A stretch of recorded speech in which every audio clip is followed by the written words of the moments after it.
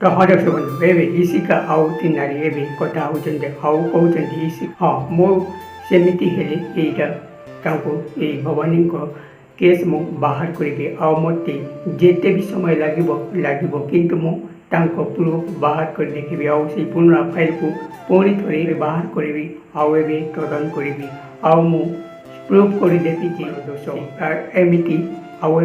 କହୁଛନ୍ତି ଆଉ ଈଶ୍ୱରଙ୍କୁ କହୁଛନ୍ତି ତୁ କେବେ ଚିନ୍ତା କରିବୁ ଦର୍ଶକ ବନ୍ଧୁ ଯଦି ଆପଣମାନେ ଆମ ଚ୍ୟାନେଲକୁ ଯଦି ସବସ୍କ୍ରାଇବ୍ କରିନାହାନ୍ତି ତ ପ୍ଲିଜ୍ ଆପଣମାନେ ଆମକୁ ସବସ୍କ୍ରାଇବ୍ କରି ଦେବେ ତ ଆଶା କରୁଛୁ ଆପଣମାନେ ଆମକୁ ସବସ୍କ୍ରାଇବ୍ କରି ଆଉ ଏବେ ପୁଣି ସେଇ ନାଟକ ଆରମ୍ଭ କରିଦେଲି ଆଉ କହିଲି ଇସିକା ମୁଁ ତୋତେ କେତେଥର ମୋ ଆଡ଼େ ଦେଖେଇବୁନି କାହିଁକିନା ମୁଁ ଏଇ ସାହୁ ପରିବାରଙ୍କ କାହାଣୀ ମୁଁ ଦେଖିବାକୁ ଚାହେଁନି ଆଉ ଏମିତି କହୁଛନ୍ତି ଆଉ ଏବେ ଇସିକା ଚୁପ୍ ହେଇ ରହିଯାଇଛନ୍ତି ଆଉ ତିନାରୀ ବାରମ୍ବାର କହୁଛନ୍ତି ଇସିକା ମୁଁ ତୋତେ ଆଉ କେତେଥର ବୁଝେଇଲି ତୁ ବୁଝିବୁ ମୁଁ ତୋତେ କେତେଥର କହିସାରିଲିଣି ତୁ ମୋ ପାଖକୁ ଆସିବୁନି ଇସିକାକୁ ଗାଳି ବି ମଧ୍ୟ ଦେଉଛନ୍ତି ଏବେ ତ୍ରିନାରୀ।